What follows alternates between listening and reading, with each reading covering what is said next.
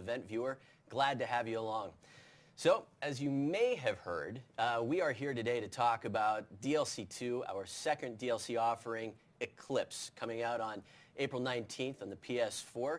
Got 4 new maps, a new zombies experience, a lot to offer. We've also got a little bit of news and special guests, maybe a surprise along the way. But first, we want to dig into everything that Eclipse has to offer, starting with the multiplayer maps. And to do that, I brought a couple friends with me. Miles Leslie, producer, Matt Scronce, game designer. Gentlemen, welcome. Thanks, John. Good to be here. All right, before we dive into all things multiplayer maps in Eclipse, if you could, tell us a little bit about yourselves. Who are you?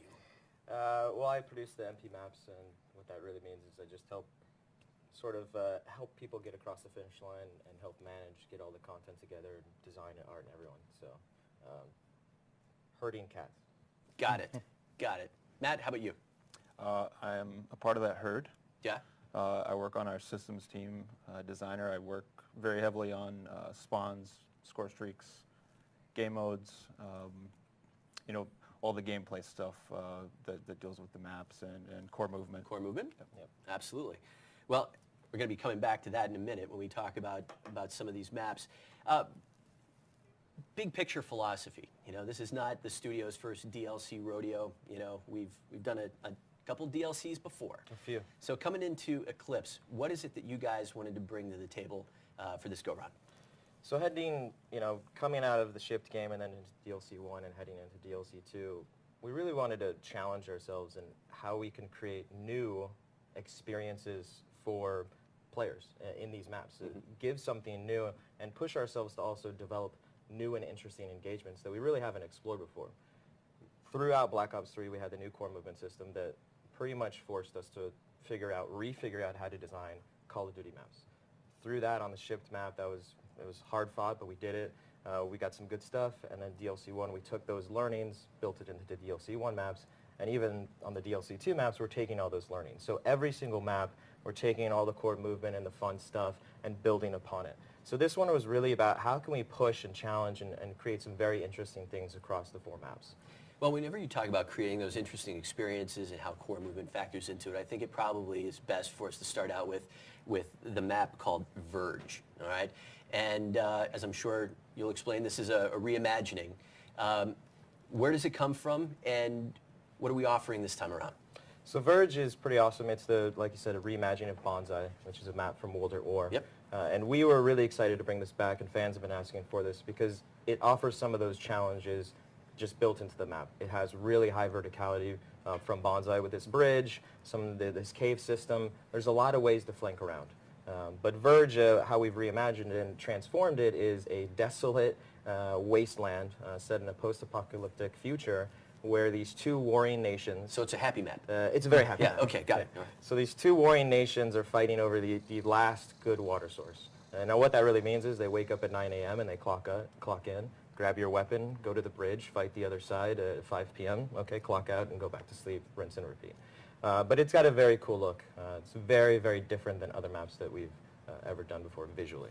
Well, whenever you talk about reimagining maps, you know, Nuketown or Skyjacked, talk to me a little bit about core movement. How does core movement factor into Verge? How did you take something that was, I mean, when you think about World at War and the original setting of Banzai, how did you look to translate that this time around? Banzai from World at War was one of my favorite maps from that game. And when we looked at that, looking back, it's got the bridge, like he said, so you've got the verticality there. In World at War, we didn't have thrust jump, so you couldn't really interact with the ground level and the bridge. We had elements of water in World at War. We had no swimming. Now we have thrust jump, swimming. So we look at that and we say, how can we kind of bring that up to Black Ops 3? Sure. So we've still got the classic bridge. You can clock in, go to work, fight the other side. But now with wall running, if you want to be clever, maybe you've got some advanced movement, you can wall run along those sides of the bridge. May face a sniper, but if you've got the moves, if you've got the skills to pay the bills, you may make it across. And then at the same time, if you jump off the bridge in Banzai and World at War, probably going to die. Now we've got the thrust jump, we've got the water, so you're going to be able to bail out of the bridge on both sides. dive into the water. You can kind of flank around. So we brought some of those elements, the swimming, which we love, the verticality of the bridge, and kind of married those two, which wasn't possible in Bonsai. Very cool. All right. Well, let's move on to Spire. All right. So this takes place in a suborbital airport terminal.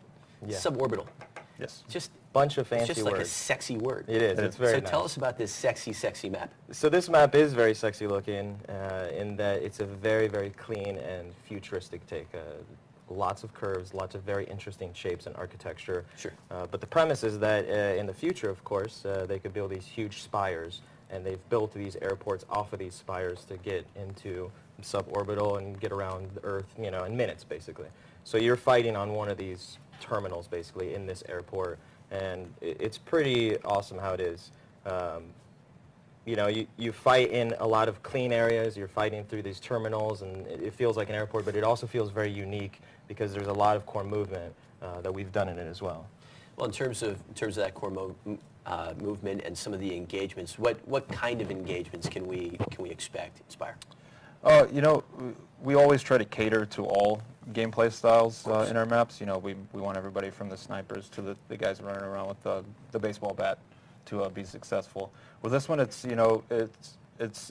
interesting because you've got one side of the map where you're going to have these opposing overwatches, which are just obviously going to be great for sniper battles. Then you've got the other side where we've got some nice meaty cover for you to work up to. So, shotguns, SMGs, baseball bats, those are going to work on that side. And then as far as the core movement goes, we kind of looked back to Combine, which is a very popular Black Ops 3 map, kind of a staple at this point. And we looked at that and we said, okay, we did that outer wall run where you were able to flank around. How do we make that more interesting? And in Spire, we kind of took that element and developed it more and turned that Combine's wall run into a destination. So you'll be able to kind of bell out through the middle or down the catwalks on the exterior of the map and set up shop at the refueling station. That side has some longer lines of sight, so you're going to be able to post up there with a sniper rifle. Well, how does that factor into some of the risk reward that you guys like to design into maps? Yeah, sure. Risk reward, we're going to have a hard point in that destination there. So it's the reward is winning the game if you're able to take that hard point. Obviously, it's a little risky because you can't just walk there. You're going to have to hit the wall run. You're going to have to use your thrust. Mm-hmm. But if you are able to get in there and root the enemy out, you're going to be able to hold that down. It's part of part of that is the challenge in pushing ourselves is taking that. Combine worked really well with the how we integrated core movement. Like Matt said, is how do you +1 that? How do you make it better? And we're actively trying every single map to just figure out better ways and interesting ways, and it's really just a tool set, right? Hey, how we did that and how we did it in other maps is really interesting. How do we combine them and push and pull them? And maybe we move out of our comfort zone. When we first started playtesting it felt different because you've got this kind of activity with all this core movement. You're like, oh, this feels different, but it also felt right, and it basically added, I think, another tool to our box. Yeah, we're definitely still learning Yeah. and developing these interesting gameplay scenarios. Yeah. Third map, Rift. I dig this one because you're combining a lot of very interesting concepts, future military complex over a volcano. Yes, it's I don't want to say Hyper-realistic. It's super realistic, yes. But it's got a good contrast to the pack, and we've never done a map, in Black Ops like this. It is very, very militaristic, industrial. There's girders everywhere. It's dirty. It's not a place you want to be, and it's sort of intimidating. You've got this volcano, this caldera that you're over, Yeah. and the whole map is basically a suspended rail system where they are getting these minerals out and they are supplying the war effort by just actively pulling things out of the volcano and transporting them all around the world. But because of that locale, it's offered some interesting things that we can do with some of the core movement and overall map design. Yep, I can speak to that. I assume that's Go. what the hand gesture was. So this one is, we're really forcing the engagements on Rift. Mm-hmm. If you run forward, you will meet an enemy. It's not like some of the other maps where you're going to have kind of these exterior routes where you can just completely lose your enemy. in this one we've got what I've been referring to as kind of soft flanks, Sure. to where you're going to run into that enemy, but we give you these opportunities to be clever, and take the middle for example. The middle is going to be a very head-on battle, but at the same time we're trying something new with a wall run in the middle that's going to allow you to kind of be clever, and if you've got the skill set, you can kind of pull one of those soft flanks and surprise the enemy, but it's very high risk. Yeah, this map is very different. This one, the challenge was how do you get as head-on engagement as possible, where you run forward and the only way through is killing the enemy or finding some clever way to use the core movement mechanics, which is very different than the maps we shipped and even DLC 1. And we really accomplished that, where each of the lanes, you're going to hit an enemy and you have two options. You either kill him or figure out a clever way to use core movement to get around him. So it's very different. It's got a really cool vibe and feel. Yeah, I love the look of this map. It's dark, gritty, and when you're playing, you almost feel the heat from the magma below. Liquid hot magma.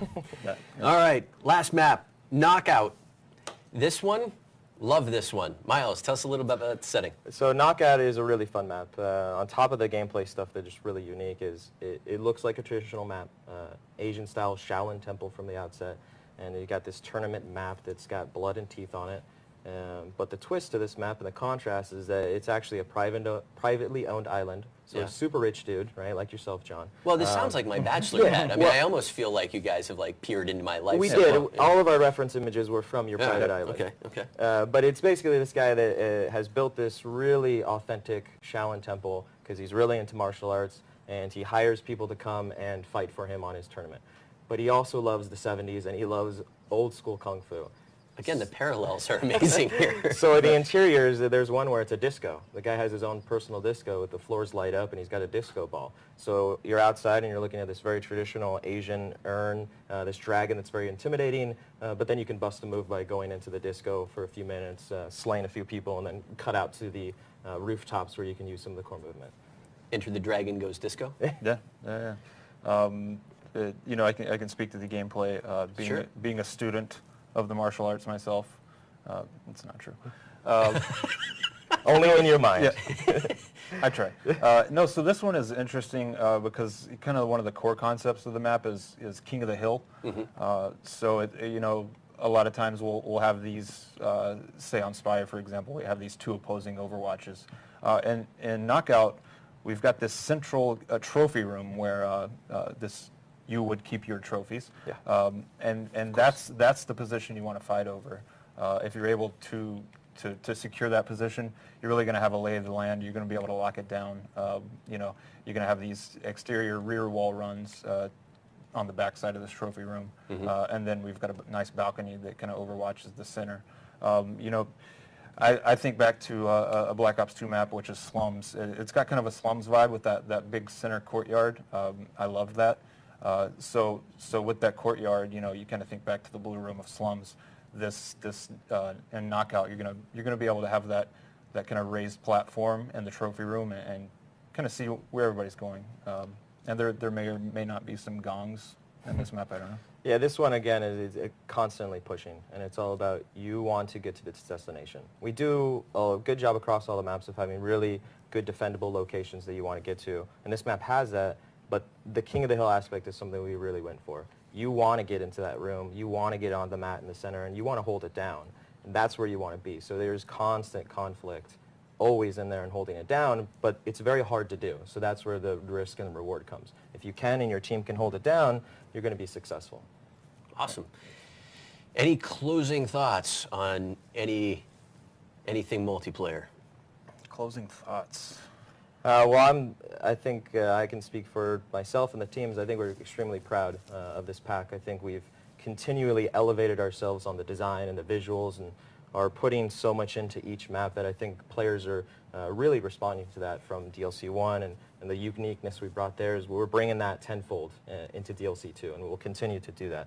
So I'm really proud of the team that we've been able to continually do that.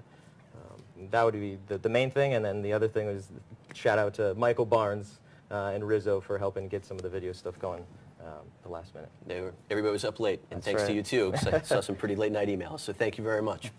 All right, guys, thanks for joining us. Appreciate Thanks for having it. us, John. All right, so that is